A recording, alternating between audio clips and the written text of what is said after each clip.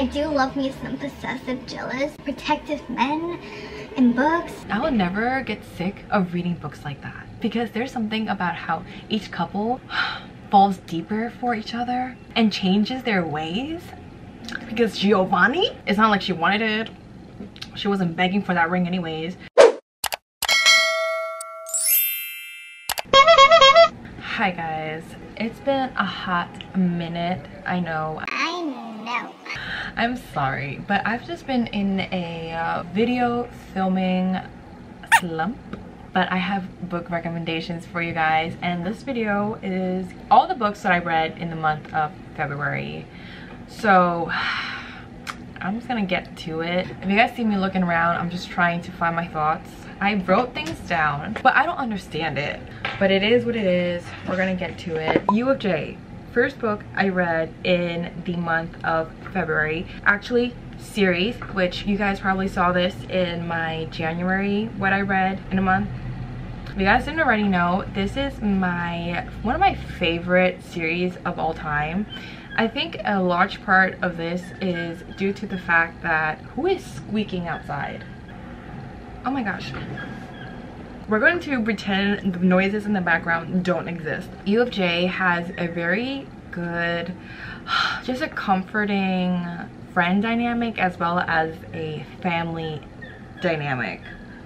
Like, I love books where we get these characters who are surrounded by a group of people that they can be themselves around and they can joke around with, and it's like they are more than friends, they are family. So this series is about Mason, who is the Casanova of campus, and also Kay, short for Kayla, but we're going to call her Skittles because that is Mason's nickname for her.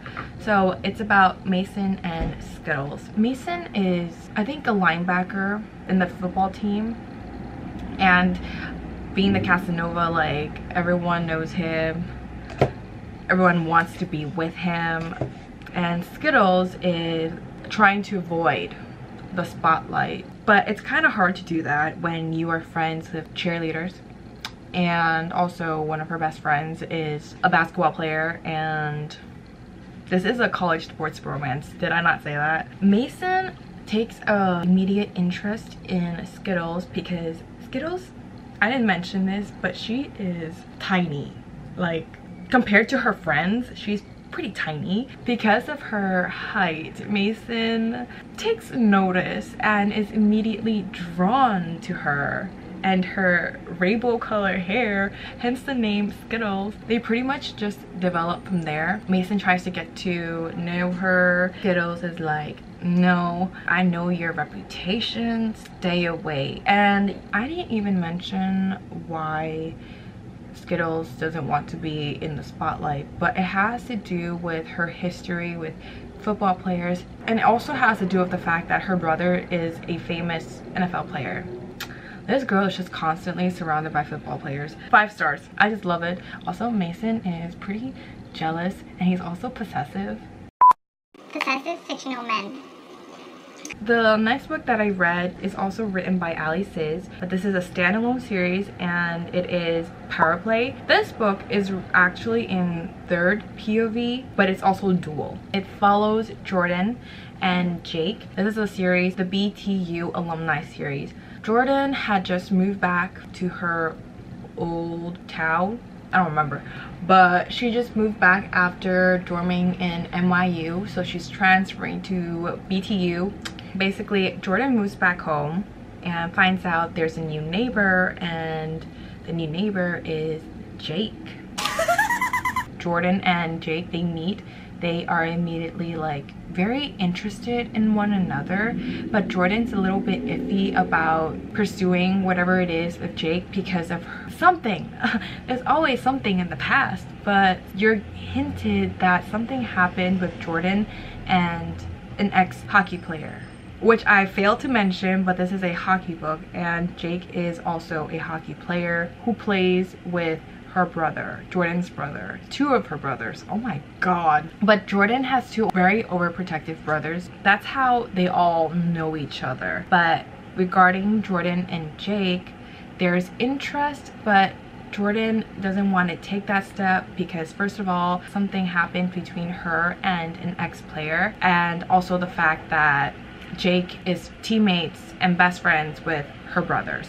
So that's the trope. I rated this book 5 stars. It was a fast-paced read, but it didn't feel like rushed, and I just loved Jordan and Jake and how they are honest with each other, and the way they developed their relationship was drama free. After I read that, I also read more college sports because I was on a binge.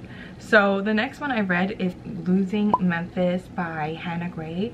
This one is the 3rd book in the NE University series. So this one is about Memphis and Lane. This one would be like a good girl, bad boy romance. Memphis follows all the rules, but you know, every good girl always wants a little taste of what a bad boy is like. Obviously, in her eyes, she's paying attention to Lane. So Lane is a football player. It's always like this with a lot of these, is that these football players are always drinking and they're always surrounded by girls. But Lane has his reasons. So it's basically Lane feels guilty for something that happened, and he doesn't think he deserves to be happy because of what he think he did. Memphis tries to get close to him. At first she was avoiding him, but seeing that Lane has a deeper side to him, she wants to actually get to know him, and once she does, she realizes Lane is not who everyone makes him out to be. Like, there's a deeper level. They really do just develop from there, but obviously it's a college sports romance. Most of the time it's not smooth sailing, so things happen, but I rated this 4 stars because it was still entertaining. The next book I read is also part of the series. So the next 2 books are also part of the same series. The next one I read is Chasing Sunshine, which is the 1st book of this series. So it follows Trent and Cameron. I didn't mention this, but Lane, Trent, and Mason, who is the main guy in the 2nd book, are all roommates. They're also best friends. Trent and Cameron, what is their story? How did they even get together? I don't remember what happened. She's not running away from something, is she? Oh, I think I remember exactly what happened. Her parents died and she had to take care of herself. So Cameron is running from something, and that is her little background. It's been years now, so she is in this new university. She wants to stay in the shadows, but what happens when you start being seen with the most popular guy in school? While Trent is trying to focus on football, he can't help but pay attention to Cameron and want to be with her, but he doesn't want to admit it. This book is not my favorite in this whole series, but I still rated it 4 stars. Did I even give like a decent explanation of this book? No. Anyways, this was Chasing Sunshine, the 1st book of the NE University series. And the last one that I read in the series is Being Red. This one follows Mason, the 3rd roommate, and Cameron's friend Anna. In the beginning of the book, Anna has a boyfriend, and the boyfriend's name is Maverick. He plays baseball for the university. Their parents want them together because they're part of like rich, wealthy family type things. The book really starts at a summer lunch. During this lunch with Maverick's family, and all of a sudden she sees Mason, and it was then she realizes that Mason and Maverick are half brothers. So there's a whole family drama in this book. You basically know that Anna was dating Maverick and finds out that Mason is his half brother. There's no cheating in this book. When she was with Maverick, she never did anything with Mason. A huge part of this book is just Anna trying to be her own person and stop trying to get her mom's approval. There's just that plot, and then there's also, you know, the little budding romance between Mason and Anna. You guys can go read this book to find out what happens between her and Mason and what went down with Maverick. After I finished this series, I moved on to Lifeline by Michelle Hurd. So this one is actually a FBI undercover type book.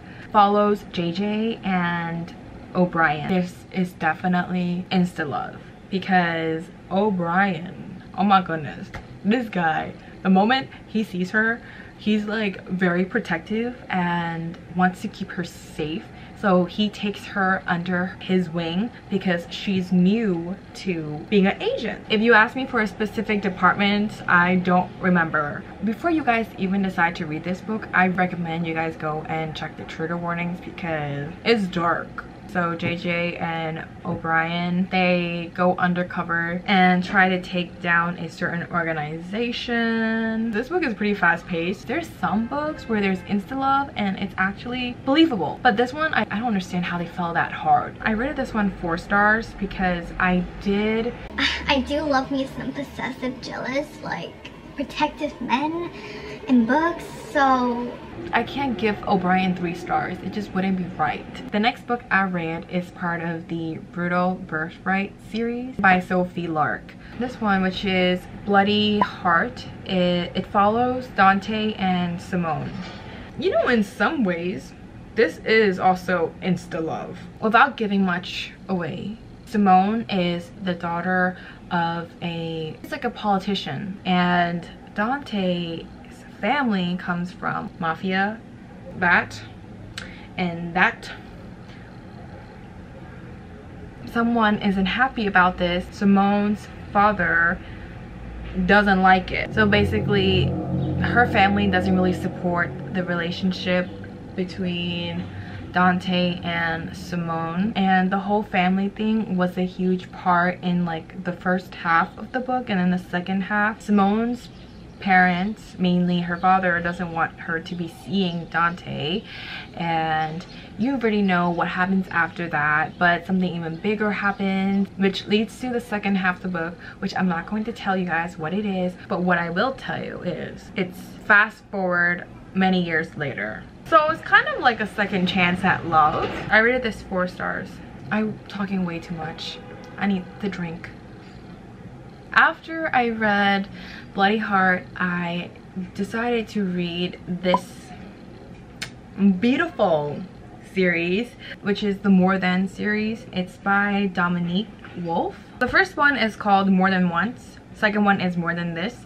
And the third one is More Than Us. This whole trilogy follows Giovanni and Isabella. I'm not gonna sit here and tell you guys it's the most unique series of all time. Like, it's very cliche how these two people met at a club and started off as a one-night stand and become something more. I'm not going to sit here and tell you guys it's not like that, because it's exactly like that. I will never get sick of reading books like that, because there's something about how each couple falls deeper for each other and changes their ways. Because Giovanni, Isabella comes from a family where her mom wants her to be a certain way. In the first book, Isabella was dating this guy, whatever his name is, but he broke up with her because he's not ready to get married, which who in the world said that she was? Honestly, Isabella was not that shocked. Actually, yes, she was shocked, but it's not like she wanted it. She wasn't begging for that ring anyways. That happened, so her boyfriend broke up with her, and then later she lost her job. This all takes place in London in the beginning, but after these two things wasn't there, what's to hold her to London, you know? So she moves to Barcelona, which is where the rest of the series takes place. And so she's in a new place and she's rooming with her best friend. The plot really begins when Isabella finally is convinced to go to a club with her best friend, and in that club she obviously meets Giovanni, and like the best friend tells her, you know, you just need to have fun a little bit. What about a one-night stand? And so Isabella chooses Giovanni. Giovanni is aware of the terms and they do it. The plot progresses from there. I'm not going to really give you guys much because you guys have to read it to find out what happens, and I recommend you guys go read it. Average rating for me for this series was 4.5, but I'm really hinting like a 4.7. Following this beautiful series, I actually decided to reread another series, which is also one of my favorite series. This one is The Contract, and it's by Melanie Moreland. This one is like asshole turned good. The Contract follows Richard and Katie. This is a rereading, so I know exactly what I was going into, but I guess I forgot how much of a jerk Richard was in the beginning, because gosh, the things he said to Katie in the beginning made me want to his face a little bit, I'm not gonna lie, but it's okay, you're forgiven. Anyways, so Katie is Richard's assistant PA in this company that Richard worked for, and he's just like, no one likes him. He just doesn't have the best reputation, like personality wise, but he's very good at his job. However, his boss gave a promotion to this other guy in the same company, and Richard just wasn't having it. So what he does is he goes and tries to work at the rival company. In this rival company, it's very family oriented. Everyone is a friend, everyone is like literally partners with each other, they're married, and Richard doesn't have that type of reputation. He's more like a one-night stand. In order for Richard to actually get into the company, he proposes to Katie, who he has treated like a bug the entire time that she was working for him, to be his fake wife. And Katie, I love Katie. Katie takes on his offer because she really is in need of money. You will find out why when you read the series. I thought the series was finished, but apparently there's going to be a 4th book that's going to come out on Kindle like next year, but I'm going to pretend that it doesn't exist until it comes out, because the way this series ended right now, so number 3, which is titled The Amendment, it ends in a way you would think the series would end. So it wasn't a cliffhanger. Just so you know, there is a 4th book. I'm just going to pretend it doesn't exist until it comes out. The next one after I read this series is Hookshot, which is another standalone series. This one is by Kennedy Bryan. I am not going to read Blockshot. Well, actually I did start Blockshot, I just don't want to finish it. It's just, I'm not a big fan of that one. Maybe I'll go back to that in the future, but I'm just not going to read it anytime soon. But in Hookshot follows Lotus and Keenan. If you guys didn't already know, we were introduced to these characters in book 1. When they first met, it was like electricity was flying between these two characters that aren't even the main characters of that book. There's that one scene in this book that was just so hot. Lotus is Iris's cousin, which Iris is from Longshot, and Keenan is a teammate to August. Keenan was lied to by his ex-wife because his ex-wife was cheating on him with his old teammate. So he moved to another team, which is his current team, I think the Gladiators or something. He also has a daughter, Simone. The book takes place in New York City, which is where Lotus works, and Keenan is just there to do like a partnership with the fashion company that Lotus works for. There's also trigger warnings to this one. There's just all kinds of disgusting people in the world. A big part of this book is about Lotus's past. I love Lotus. Lotus is a badass. If you read Longshot before this one, you guys already know Keenan, when he first saw Lotus at the hospital, Keenan was already interested in Lotus. I just love like the little things that Keenan does for Lotus after the things that Keenan has went through with his divorce and Lotus fighting her demons. Read this. I rated this book 5 stars. However, I will say this, I wanted more from the ending. It just wasn't enough for me. This video is probably getting really long. After Hookshot, I read 4th Down, part of the Portland Pioneer series, and this is the first book in that series by Heidi McLaughlin. Julius is a football player, and Autumn is a news forecaster. Oh my god, meteorologist. So in the beginning of this, Autumn was working at a old TV station, and she's pretty much alone, but she discovered there's one person there who was like a sister sorority type thing, and reaches out to her, not realizing until later on that sorority sister Peyton is famous. Like Autumn and Peyton become pretty good friends. Peyton invites Autumn to a party, and it's in that party that she meets Julius. Julius first thought that Autumn was just using Peyton and her connections as like a stepping stone to make it further, but before he even realized like how wrong he was, he embarrassed her in front of their group of friends, which wasn't that big, but he makes it up to her, apologizes, and the whole book is just them getting to know each other on a personal level. You also know that Julius is dealing with a divorce. He also has 2 kids. I rated this book 4 stars. I really did enjoy reading scenes between Autumn and Julius's kids, especially his daughter. Oh my god, it was so cute. After reading Fourth Down, I read Stay With Me, which is the first book of the Stay With Me duet by Nicole Fiorina. And this one follows Mia, who is 19, and she is to attend a reform school because her stepmother has had enough with her little antics. So in this new reform school, which is called, I wrote it down, Doler University, in there she meets like these group of people. At first she's just like very to herself. So in the school she meets Ollie. When Ollie first sees Mia, he zones in on her. This is not a bullying romance. This is actually like the guy first sees her in a cafeteria and like he's done, like she's it for him. I don't know how someone can do that, but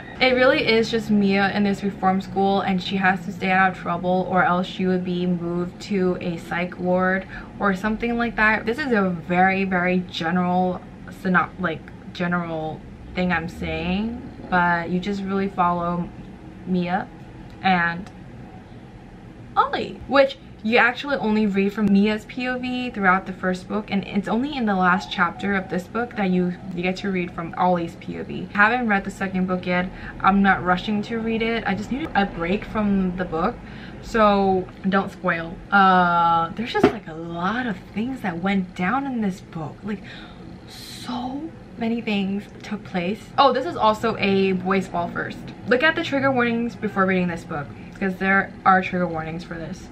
Okay, after I read this, I went back to reading college sports romance. This one, which is called Exception, the first book of the Cambria University series by Sadie T. Williams. I think this is her only series too. She only published 3 books so far, and it's all part of the same series. So this one is the first one, and this follows Kiernan and Brooks. I want to start off by telling you guys that I rated this one 5 stars. I actually really enjoyed this book a lot.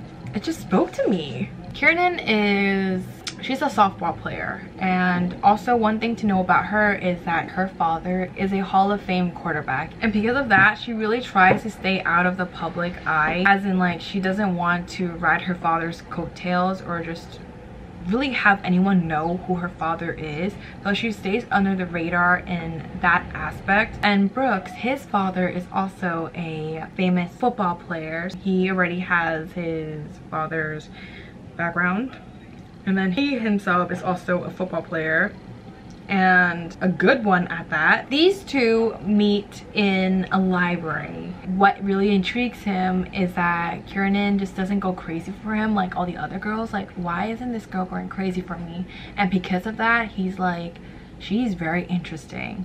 The title of this book is called Exception, and it's because his father gave him a set of rules to follow. Some of the rules are just like focus on football, never do the same girl twice, like things like that. Obviously he broke every rule when it came to Kiernan, so hence the exception, because she is the exception to his rules.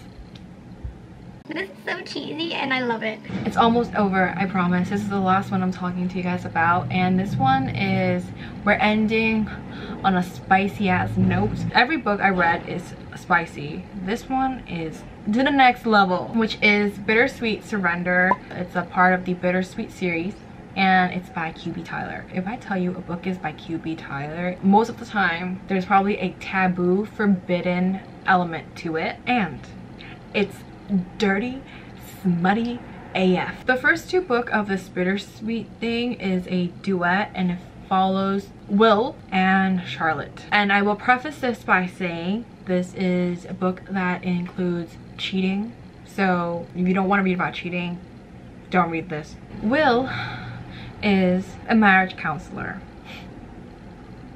The irony. Charlotte and her husband are seeing Will for their marriage. For a period of time, she has been thinking about divorcing him because her relationship with her husband just isn't existent. Doesn't make it okay. I'm not saying cheating is okay. I'm just saying I'm okay with reading about cheating in books. Just putting it out there. Because Charlotte and her husband are having problems in their marriage, they are seeing Will. Yes, that is where he comes in. He is counseling her marriage. So, can you tell there's cheating involved? There's nothing else that I can say because it really does start from there, and everything that happens is like little details that you will read about in this duet. What we will talk about is just how dirty this book was. My god. You can leave it to QB Tyler for giving you the smut. She delivers. Like, she slaps hard when it comes to delivering the. And the last book I'm going to tell you what it's about is also part of the same series. You meet this character in this duet. It's part of the Bittersweet series, but it's also called Written in the Stars #2 on Goodreads. This one follows Lauren and Vince. Lauren you meet in the duet because Lauren is Charlotte's best friend. In the duet, Lauren actually dates Will's brother, but in Bittersweet Love, the brother breaks it off with Lauren over text message. It has to do with like long distance, not making it work. Well, out with the old, in with the new, because now we have Vince, who is a co-worker in Lauren's new workplace. This is like a enemies to lovers. Their book is very short. It's like a little over 100 pages, so it was definitely a little bit more fast-paced than the duet. Not hating, but I really wanted more from this book. I just feel like there was so much between Vince and Lauren that we should have gotten, that could have been explored. Oh my god, their book was also just really hot because QB Tyler, like, she does not hold back. Vince and his mouth, his dirty talking mouth, oh my god. Okay, I'm getting way off topic. This book I rated 4 stars. I think it would have been higher if